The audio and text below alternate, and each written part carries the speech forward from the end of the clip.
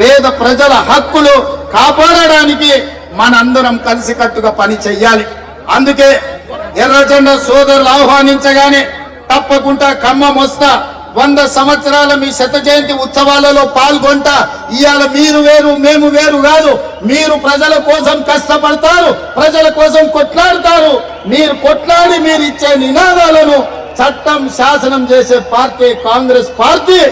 ఇవాళ ఈ అధికారంలో మీ సహకారం కూడా ఉన్నది, మీ శ్రమ కూడా ఉన్నది. మిత్రులారా, ఇది పేదల రాజ్యం, ఇది పేదల ప్రభుత్వం. ఆనాడు మీరిచ్చిన నినాదమే ప్రజా రాజ్యం అని ఇచ్చే గోల్వాల్కర్ సిద్ధాంతం నమ్మిన వాళ్ళు పేదలకు ఓటు హక్కు ఉండొద్దు అన్నారు. ఆనాడు డాక్టర్ బాబాసాహెబ్ అంబేద్కర్, మహాత్మా గాంధీ గారు పేదలకు ఓటు అనే హక్కు ఆయుధాన్ని చేతిలో పెట్టి పరిపాలన చేయడానికి ఎవరు ఉండాలో నిర్ణయించమని అధికారం ఇచ్చిండు. మరి ఈనాడు ఆ ఓటు హక్కును తొలగించడానికి BJP SIR ఉపయోగిస్తున్నది.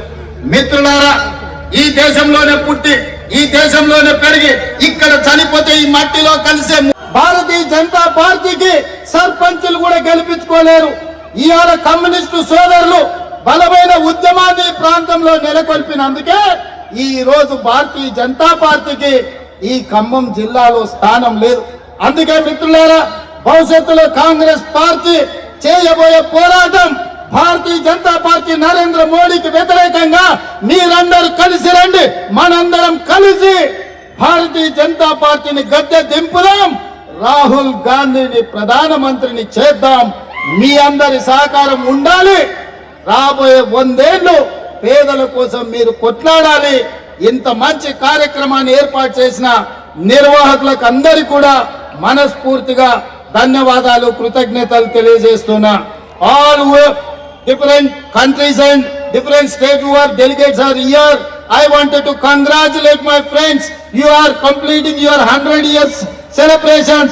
Another 100 years you have to fight for poorest of the poor people, right? So Congress party is there to support communist friends. We are there. We have to fight against Narendra Modi.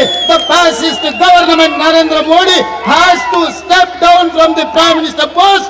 Till then, we have to fight against Bharatiya Janata Party. Thank you and everyone. అయితే దానికి Trump ప్రధాన కారణం. America అధ్యక్షుడు Trump ఒక terrorist అయితే దాని మూలాలు ఆంధ్ర తెలంగాణ నుంచి ఉన్నాయి. తెలంగాణ కేసీఆర్ తెలంగాణ రాష్ట్ర అధ్యక్షుడు, ఆయన ఇప్పుడు ఎవరు పట్టుకున్నాడు? బీజేపీ కూతురు లాగుతా ఉన్నాడు. వాలంటీర్ వాళ్ళు చేసే పాపాలు సిట్టా ఇస్తాను కొంచెం భయపడి బ్యాక్పెళ్ళి ఉన్నారు. వీళ్ళ నాయకుడు మోడీ అయితే మోడీ ప్రథమ బానిస ట్రంప్ బానిసగా ఉన్నటువంటి మోడీకి పెంపుడు కుక్కలుగా ఉన్నటువంటి వీళ్ళు కలిసి ప్రపంచాన్ని అస్వాగతం చేస్తా ఉన్నారు. అందుకే మేము చెప్తా ఉన్నాం, ఇంత పెద్ద భారతదేశ ప్రపంచ పెద్ద దేశం మంది, ఇంత పెద్ద భారతదేశ ప్రధానమంత్రిగా ఉండి ప్రపంచం విమానం జరుగుతూ ఉంటే ప్రజల చేత ఎన్నుకోబడినటువంటి 2 జిల్లా అధ్యక్షుడిని వాళ్ళ భార్యని రాత్రి ఎత్తుకెళ్ళిపోతారా? 2 జిల్లాలు అమెరికాకి 2000 కిలోమీటర్ల దూరం ఉంది. ఏం ప్రాబ్లం ఇస్తే వాళ్ళకి? అదేమంటే మీకు మారక ద్రవ్యాలు అమ్ముతున్నారని చెప్తా ఉన్నారు. మారక ద్రవ్యాలు అమ్మేదారు తెలుసా? ఈ ప్రపంచానికి మారక ద్రవ్యాలు ఎక్స్పెన్సేది పంపించేది మోడీ శిష్యుడు అదాని. ఇప్పుడు పోయి చూడండి, ముంద్రా పోర్ట్ ఉంది గుజరాత్ లో. ముంద్రా పోర్టులో ఉన్నటువంటి గంజాయి ప్రపంచం సప్లై చేస్తా ఉన్నాడు. మీకు చేత అదాన్ని పట్టుకోగలరా? అదాన్ని పట్టుకోలేరు, కానీ విరోధుల అధ్యక్షులు పట్టుకుంటున్నాడు. కానీ అక్కడ లేదు ఎంజాయ్. అది ఉండేదండి కోసం. సమ్మక్క సారక్క ఏంటి? దేవుళ్ళు అని చెప్పేస్తున్నారు. సమ్మక్క సారక్క దేవుళ్ళు కదయా, వాళ్ళు పోరాట వీరులు. ట్రైబల్ హక్కుల కోసం పోరాటం సాగించేటువంటి హీరోయిన్ అంటే సమ్మక్క సారక్క. ఆనాడు ట్రైబల్స్ రైతుల కోసం భూస్వాముల పన్నును విధించడానికి వ్యతిరేక పోరాటం సాగిస్తున్న వాళ్ళు ఆ సమ్మక్క సారక్క హీరోలు మిగిలారు.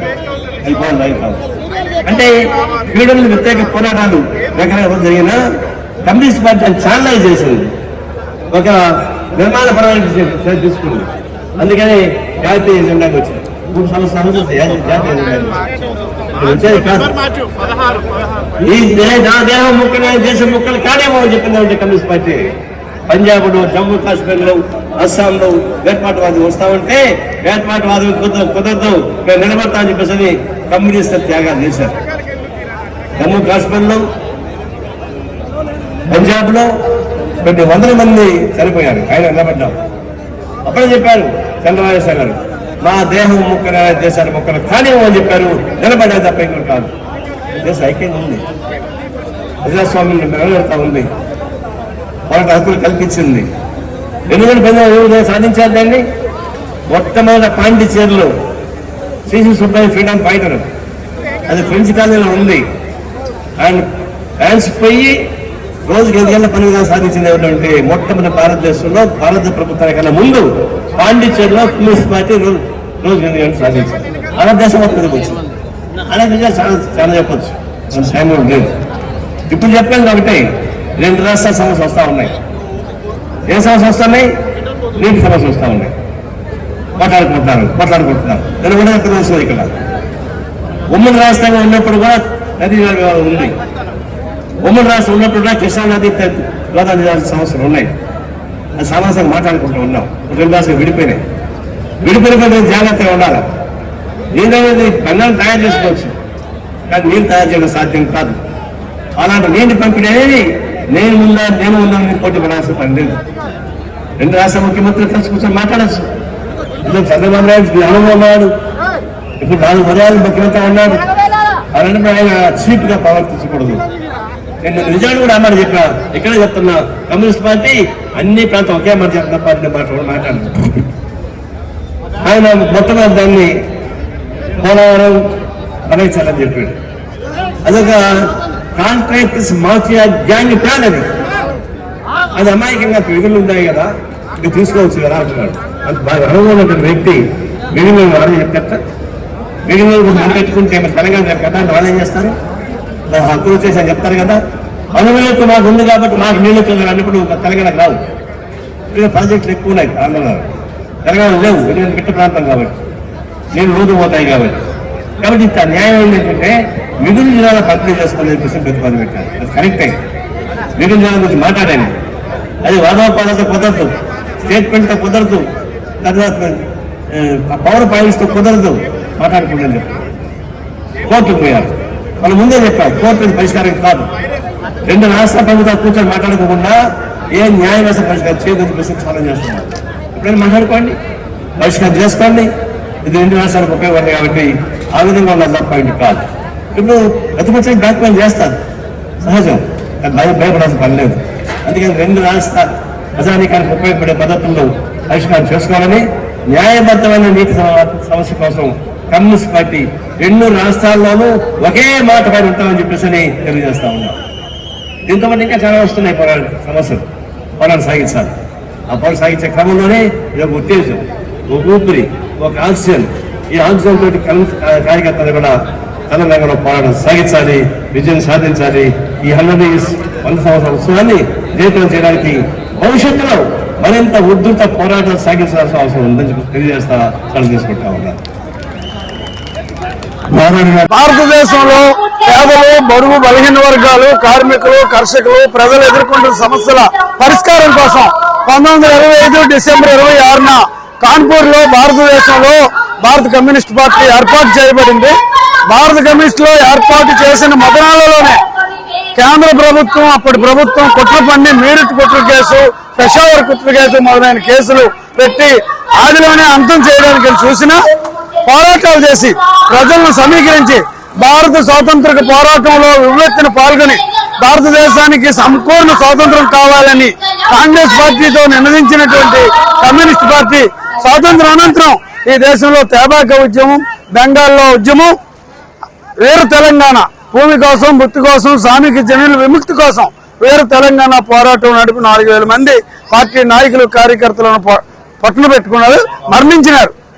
అయినప్పటికీ పట్టువదలిన దీక్షతో ఈ దేశంలో పేదలు ఉన్నంత వరకు కమ్యూనిస్ట్ పార్టీ ఉంటుంది, పేదలు ఉన్నంత వరకు, వారి సమస్యలు ఉన్నంత వరకు కమ్యూనిస్ట్ పార్టీ నిరంతరం పోరాటం చేస్తుందని నినాదంతో 100 సంవత్సరాల ఉత్సవాలు ఈ రోజు ఖమ్మం జిల్లా, తెలంగాణ రాష్ట్రంలో ఖమ్మం జిల్లాలో ముగింపు సభ జరుపుకున్నాం. చాలా లక్షలాది మంది స్వచ్ఛందంగా హాజరైనారు. ఇదే నూతన ఉత్సాహంతో ప్రజలు ఎదుర్కొంటున్న సమస్యల పరిష్కారం కోసం నిరంతరం అంకితభావంతో ప్రజల పక్షాన పోరాడతామని ఈ సందర్భంగా భారతదేశ ప్రజలందరూ మత సామరస్యంతో మెలగాలని, శాంతి స్నేహంగా బతకాలని, మీ తరపున ఎర్ర జెండా ఉంది, మేము మీ తరపున కొట్లాడతాం, మీరు అందరూ ఐక్యంగా ఉండండి అని ఒక శుభాకాంక్షలు తెలియజేస్తూ ప్రతిజ్ఞ చేస్తూ ఉవ్వెత్తిన ప్రజల సమస్యల పరిష్కారం కోసం కృషి చేస్తామని ప్రతిజ్ఞ పొందుతున్నాం. సిపిఐ కమ్యూనిస్ట్ పార్టీ ఈ రోజు ఖమ్మంలో జరుగుతున్నటువంటి 100 సంవత్సరాల ఉత్సవాలు జరుపుకోవడం అంటే తెలంగాణ పోరాటం మళ్ళీ గుర్తుగా వస్తోంది ఇక్కడ ప్రజలకి. ఈ దేశం గురించి, దేశ సమగ్రత గురించి, ఈ దేశ రక్షణ గురించి, పీడిత బలహీన వర్గాల గురించి పోరాడినటువంటి కమ్యూనిస్ట్ పార్టీ, ఈ పార్టీ దేశానికి ఎంత అవసరమో ఇప్పుడు ఈ యొక్క ఉత్సవాలు సభ ద్వారా మరొకసారి నూతన తరానికి అందించిపోతా ఉంది.